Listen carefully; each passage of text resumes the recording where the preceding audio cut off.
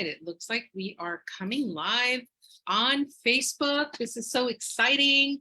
Every time, we get to do an Our Stories, Our Time on our live Facebook page, it's always an exciting time. So you'll always hear me say, this is so exciting, like it's the first time I do it. However, it is the first time that we interview Stevie Merino. So trust me, this is going to be exciting. Hi, everybody. I'm Carolina Quesada. I'm with the Nonprofit Partnership, welcoming you to yet another exciting series of Our Stories, Our Time. It's another exciting interview. We've been doing the series of Our Stories, Our Time for, gosh, it's probably been about 3 years now, a little under 3 years, but it's been a really great opportunity for us to engage in real and authentic conversation with community leaders, with organizational leaders, with the very people who are innovating and they're entrepreneurs in our community. So really excited to kind of get to this interview today. But before we do, I just want to take a quick minute to thank the Port of Long Beach, because they have been generously supporting the series of Our Stories, Our Time. So I already gave away the big secret that I am talking to Stevie Merino today. Stevie, it is such a pleasure to be able to make this interview work today. So really appreciate it. And you are the founder and executive director of Birthworkers of Color. Yes, I am. Thank you so much for having me. I'm really excited to be here and just to talk a little bit about myself and about the organization and all the different work that we do. Absolutely. And Birthworkers of Color, in the work that you're doing, you're also collaborating with others. You're also in different spaces where you're having conversations or program connections, with other organizations in the community. But tell us more about you. I think I know I'm definitely curious to learn a little bit more about you, your background, and how you came into the nonprofit sector. Yes. So as I mentioned, I'm Stevie Merino. I use she, her pronouns. I was born and raised in Long Beach, and which is very rare nowadays. And so it's always my fun fact when I am on different calls throughout the country. And I am a birth worker. I'm a doula. Everyone's probably like, what is that? So essentially, I support people in the perinatal health process. And I am a full spectrum doula and birth worker. So that is all pregnancy and postpartum outcomes, including loss, reproductive justice, so on and so forth. I'm also an IBCLC. So I work with folks who want to breast or chest feed. And I am the executive director and co-founder of the Birthworkers of Color Collective. How I got into this work, I was not interested in anything birth or pregnancy or baby related. It's so funny because there's a lot of people who are like, I was born into this and I just knew, and I was like, no, not me. There was no interest on my end. I have two younger brothers who are 9 and 12 years younger. So I was around babies, not by choice. And I was just like, I'm good. But I have been a community organizer and activist since I was like 14. So it's been a while. And, I've seen the politics of Long Beach. I have a really just interesting political history and trajectory with this city and just the involvement around a lot of different issues, right?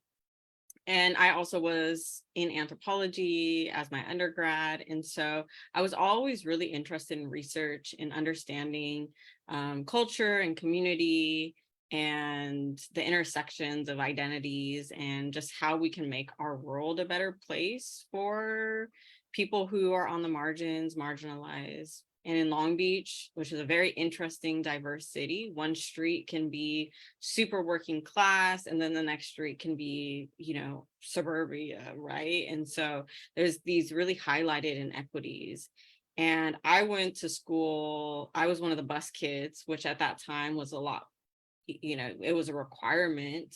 And so from downtown Long Beach, bus to near Milliken, which was a stark difference from just my material reality, right? And very little diversity. And so all of these things were highlighted at a very young age. And so I knew Long Beach is this great, super diverse city. It's very unique, even in comparison to like neighboring surrounding cities. But we also have a lot of issues. And so it's like, how do we get to the root of these issues? So when I was pregnant, I knew that I needed some sort of advocacy and support. I knew I needed someone in my corner who could, just from my medical experiences, my community, my family, my neighbors' experiences, not just in pregnancy and birth, but in anything, the ways that the medical system treats or degrades or just makes people feel less than. I've had those experiences myself. And so I was like, this vulnerable time in my life, like, I know I need somebody. And that's when I found out about doulas. And I was like, that's weird. What is this thing? Never heard of it before. I don't know if that's my like style or if that's for people like me. And with the diversity of Long Beach, I couldn't find someone who had a similar background as me. So my family is from Guam and Puerto Rico. The Pacific Islander side, like, there are a lot of cultural things. You take your shoes off before you go into someone's home. The elders have a strong say in decision making. And there's just a lot of cultural things that were really important for me. And I couldn't find that reflection in the doulas that were available at that time. And this was 2014-15. Then I moved to Oakland for a couple of months, and Oakland is a historically Black, very diverse city. And I also couldn't find a lot of representation.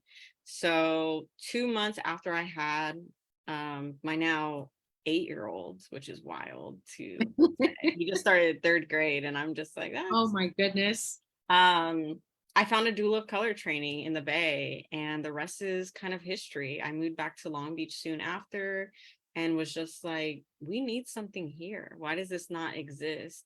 And why, when we talk about people of color, is it always like a monolith, right? Like a lot of organizations and groups, they were, one representation. And I was like, I really want to create something that is social justice oriented, that is inclusive, and that also is reflective of the umbrella that is people of color.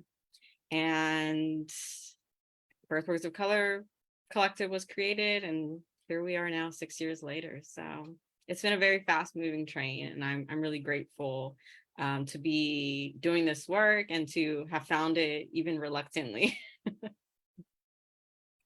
And I think that your story, and thank you for sharing all of that, really resonates, I think, with when we hear stories of why a certain program or project was founded, or an initiative was founded, or an organization. And again, your story really resonates because you went through your own personal experience. And as you were walking this journey and being very conscious of the fact that you felt like, wait a minute, I don't really feel supported here.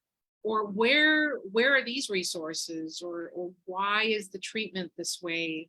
Or why can't I seem to get answers to my questions in ways that, are also respectful and see me as a person and value me as a human being. Those are the kinds of experiences where they'll lead you down this path of maybe something needs to be created here. Maybe there has to be a vehicle by which to really highlight these needs, right? And maybe the solutions for them. Stevie, a question for you, in case folks who are watching may not have a full understanding of a doula, but is the term midwife still used today? Is that maybe a little different, or how would you respond to this? So midwives and doulas are different. Some midwives are also doulas. Some doulas are also midwives, but they're very separate. Midwives do clinical things.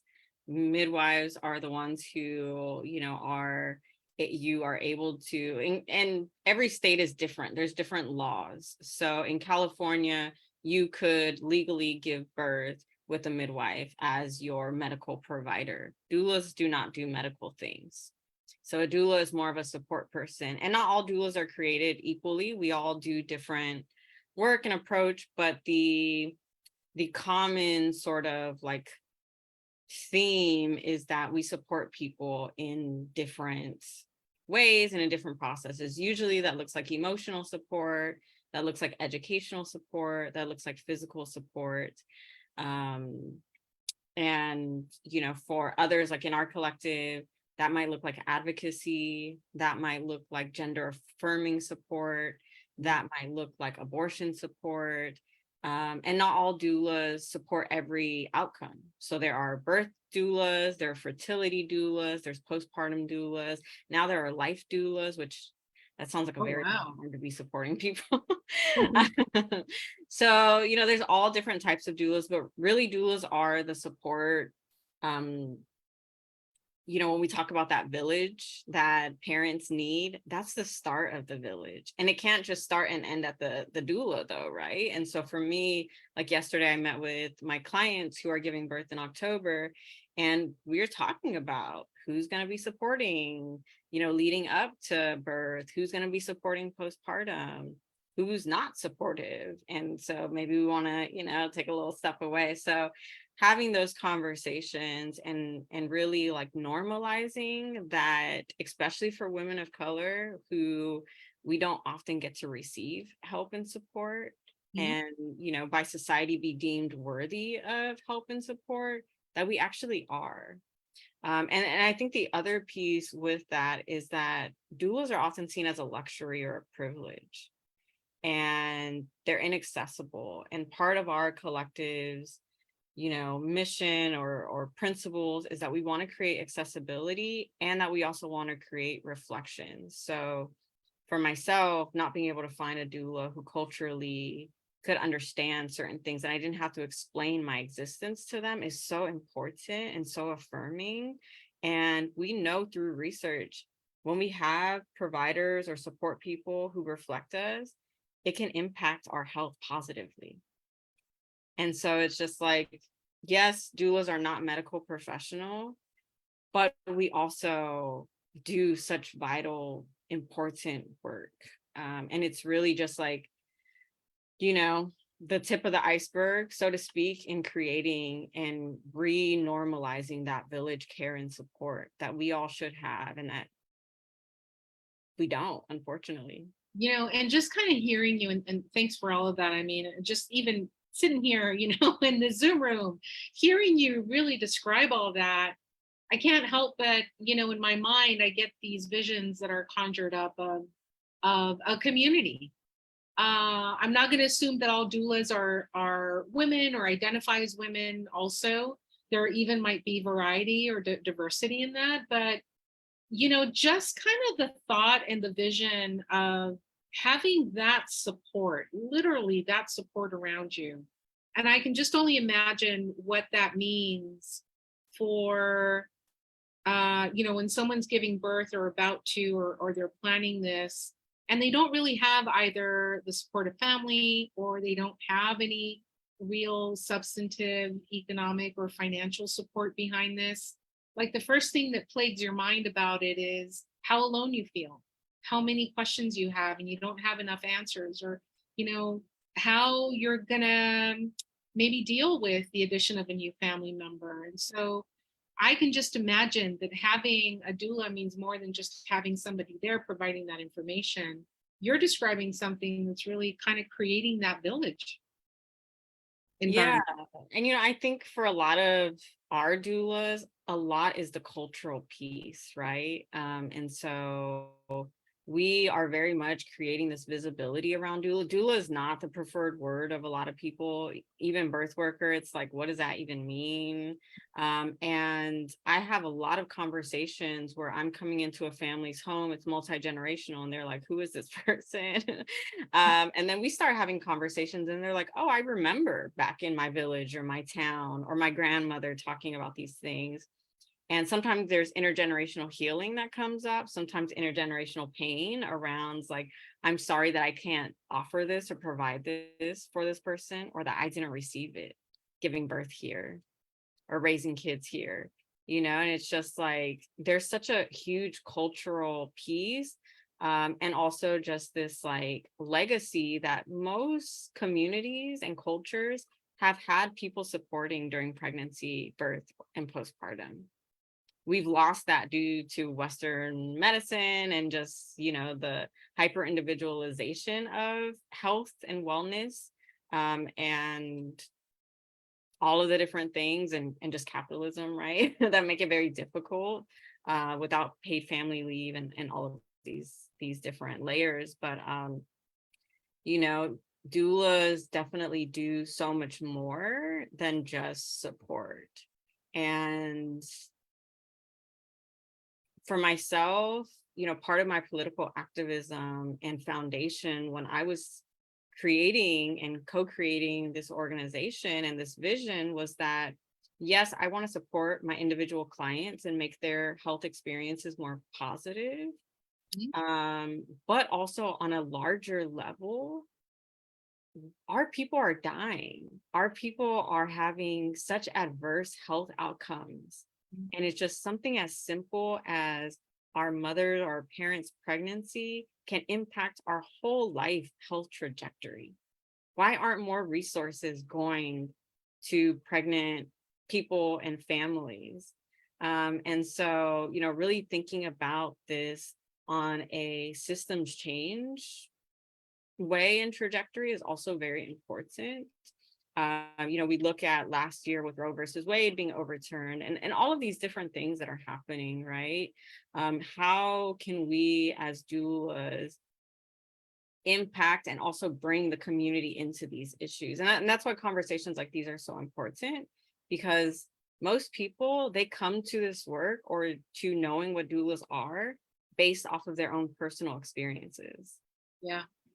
You don't come to that with housing. You don't come to that with other needs. And so it's like, why is this particular thing, something that is seen as like women's health, something that is just so far removed from the larger population? Because it's everyone's issue. We've all been a baby. Yeah. And we all know people who are pregnant or having babies, and they're a part and parcel of our communities, right? And so that community care piece has to extend in that direction as well. And you're touching on a point that the more that one gets to know about Birth Workers of Color Collective, your organization, the more I think, whether you come from the field, whether you're a nonprofit or not, but the more you really start to see that where Birth Workers of Color is, you're at some really important intersections.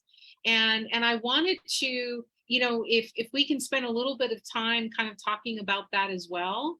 And we can jump into that. I mean, I have all these questions I want to ask you. Like, I want to ask you about lessons learned and, from an emerging organization, like kind of the operational side of nonprofits, but we can come back to that because I feel like we're already heading in this direction. And this could be an hour-long conversation easily, Stevie, easily.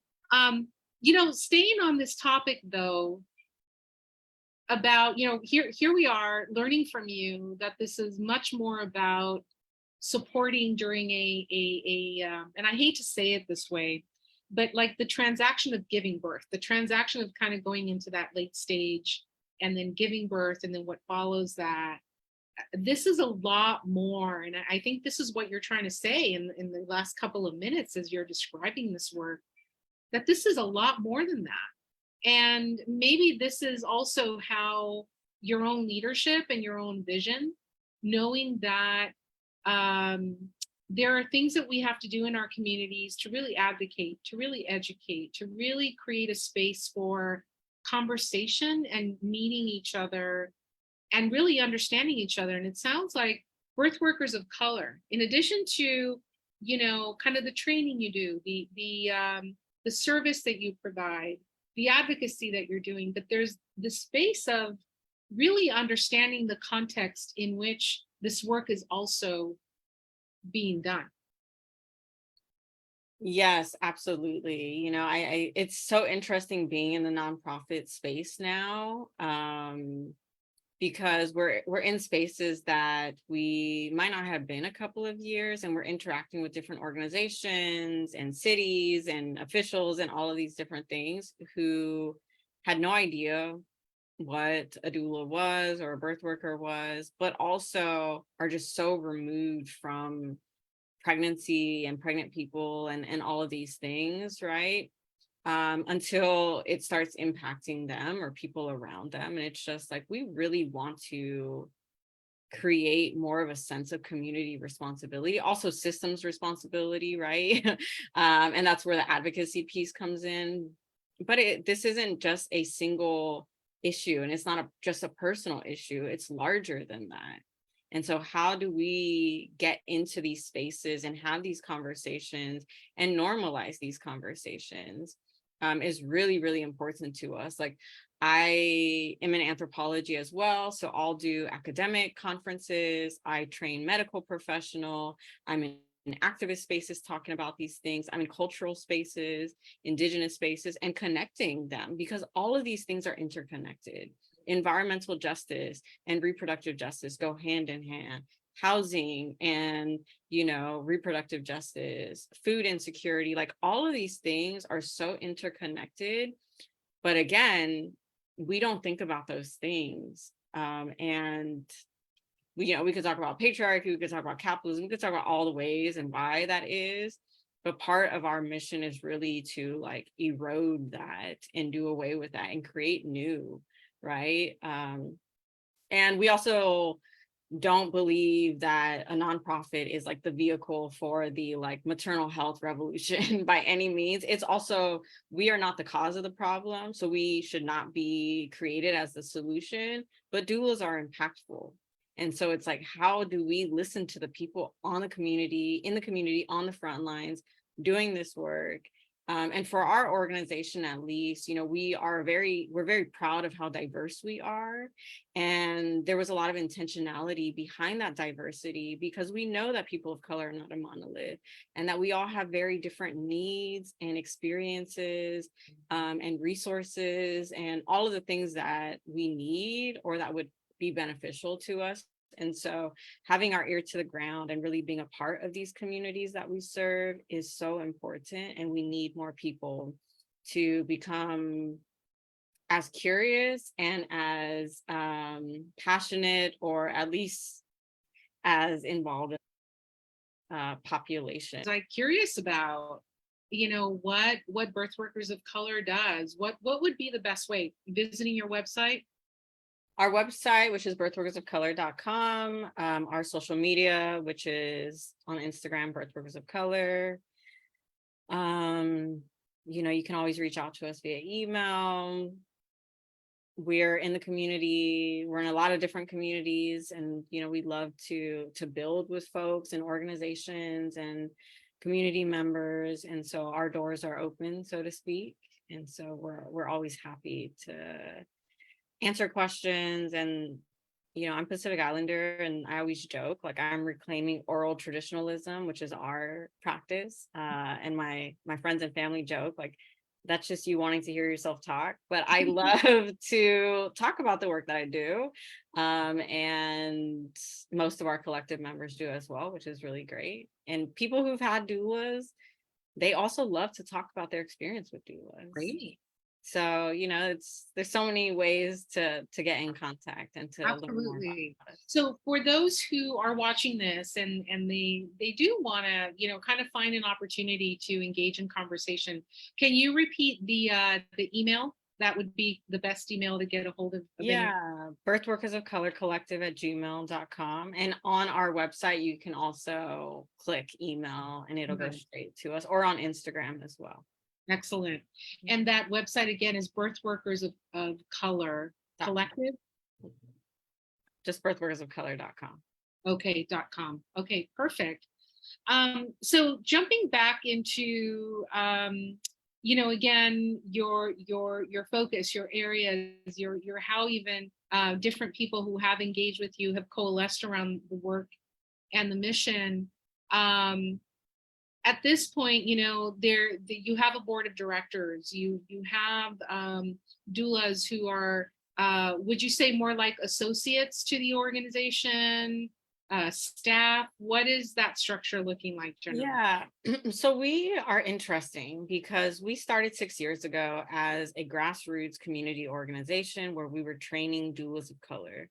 And from that training, making sure that we didn't just throw them out to the wolves, there was a community of like reciprocity, accountability, and just building, right? And support. And so that was our model. And for 3 years, that's the basis that we existed under. And then COVID hit, and our work unexpectedly, it took off because people were, scared of birthing in the hospital. Reproductive health access was very limited because it wasn't seen as essential. People were birthing without support people. There was just so much advocacy that was needed. And we've been tried and true in the community. And so a lot of people turned to us.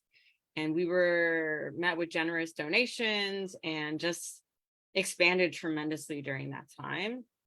We're like, we need to create a nonprofit. We need to make sure that our ducks are in a row, and also to be able to meet this expansion that is happening in real time.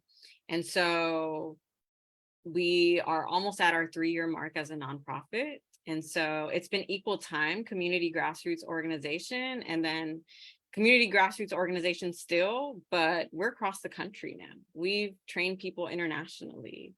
We have collective members throughout, and are now this nonprofit with a board and all of these different things. And so it's been this interesting space that we exist in, but at the heart of it has always been our collective members. And so our collective members aren't really staff or associate or even volunteers. They're really what make this work function and continue and allow us to be able to service clients and to do classes in the community and to be at events, tabling, and all of the different things and hats that we wear, because we don't just do doula services. We do a lot more than that. And we really try to connect the dots of all of the different issues, right? And be present and show up in solidarity in the ways that we can within our capacity.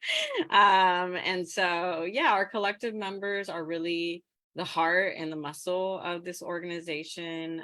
We're really proud of the collective members that we've had, and we've trained almost 300 people now, and that number keeps growing. And so, maybe in our next call next year or in a couple of years from now, we'll be at 1,000 members. And that would just be really beautiful because there's a need for more doulas. Right. There truly is. And especially as you were describing it earlier, with just all the different ways that there's intersection in the world, in this world, in this of birth workers. I can't say it as articulately as you were saying it earlier, but just to kind of, I think, understand the grasp of what it means to really build this community of support, this community of resource, this community of where even like as relationships are getting built during this process, that they're probably continuing on, right? As after birth, women are raising young children, there are connections to be made there as well. Or maybe as women or moms are looking to kind of find themselves again, they can probably go back and tap into this already existing community that is there already. This leads me to ask you, Stevie, about collaboration and about, the what collaboration looks like now for birth workers of color. And if at this point, given the fact that you have grown rather quickly, there are plans to continue growing, are there any collaborations? I guess the second question would be are there any collaborations that at this point, you're kind of keeping your eye out for? Things that that you want to expand for birth workers of color? Yes, 1,000%. Actually, TMP has been very instrumental in helping us to, my saying in the last couple of months has been that the dream was too small. And, for our organization, we never thought that we would have virtual trainings. We also never thought we would be in a virtual world, right? In the ways that we had to be over the last 3 years.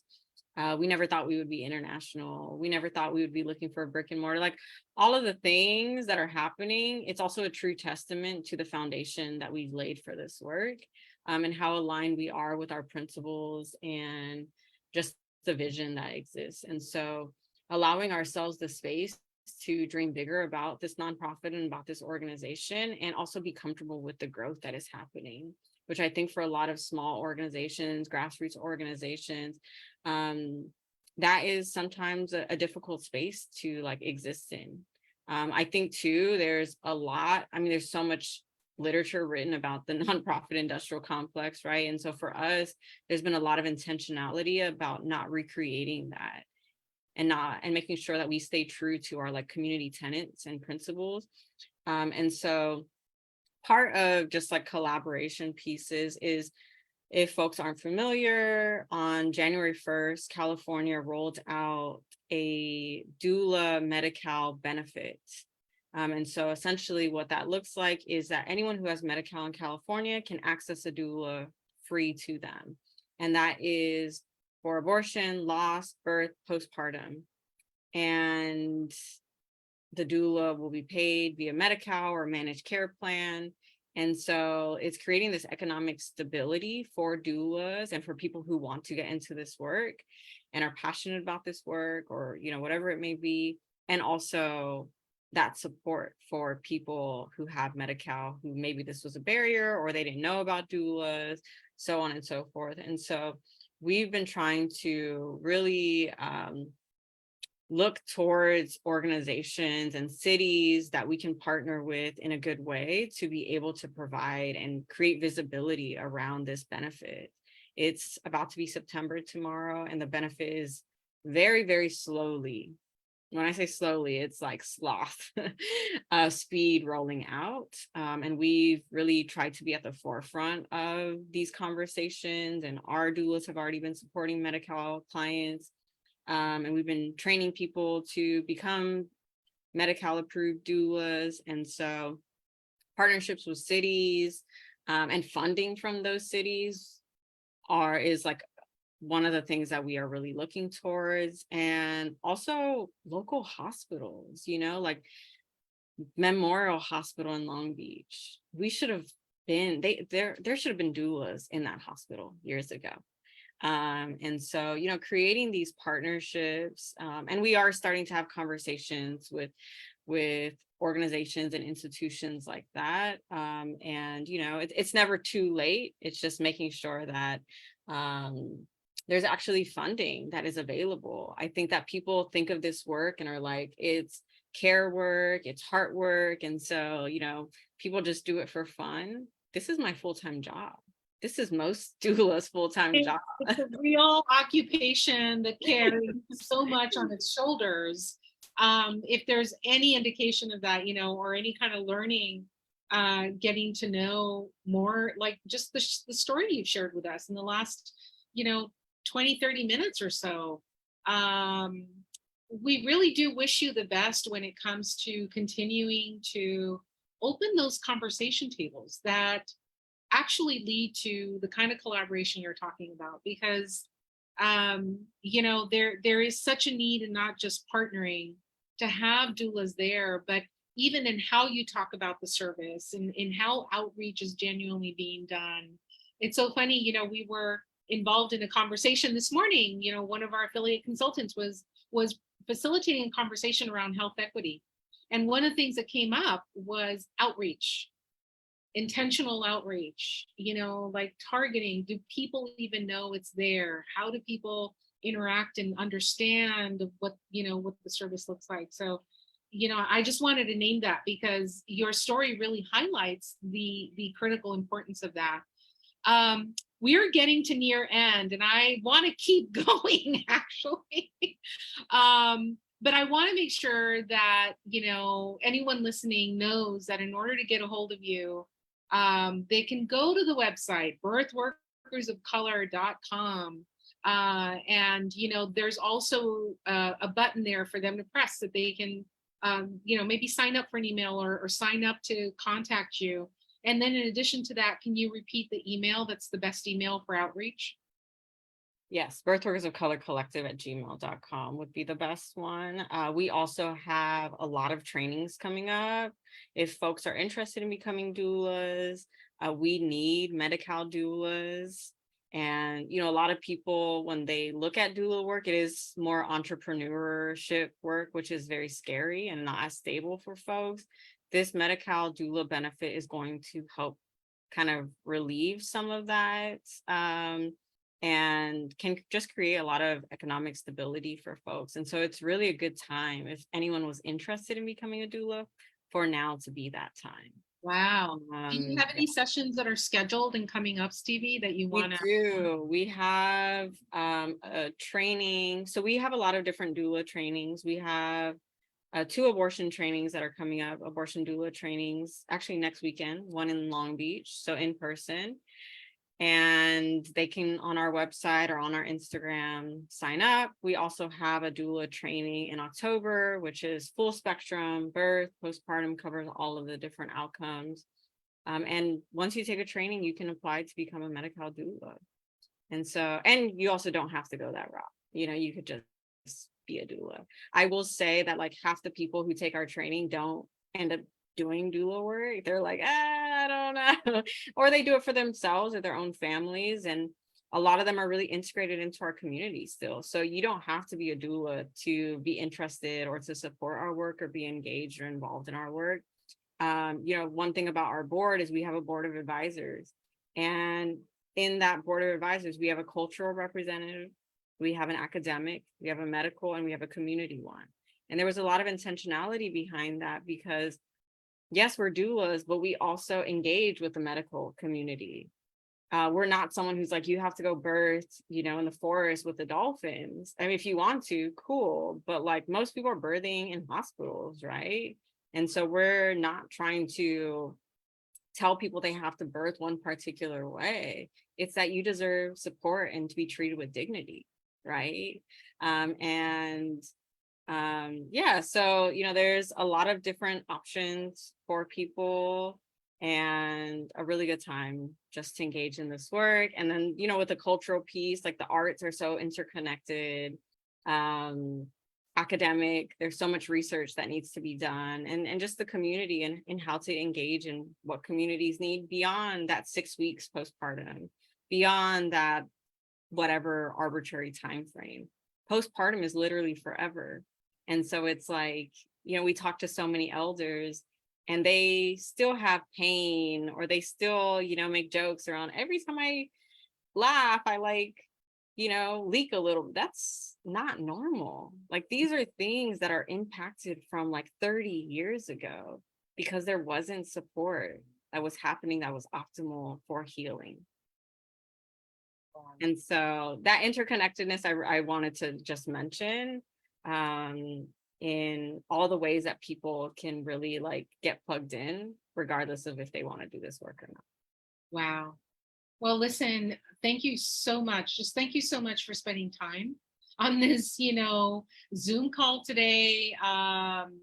And really kind of opening up. I know for me, I can say this, being somebody who doesn't know much about the world of birth workers and all these intersections as you're describing them, just really curious to understand more, right? But it's a good time for you to continue to spread the word out and have also people reach out to you, and organizations, and hopefully grow in your collaboration. So Stevie, it's been such a pleasure. Thank you so much.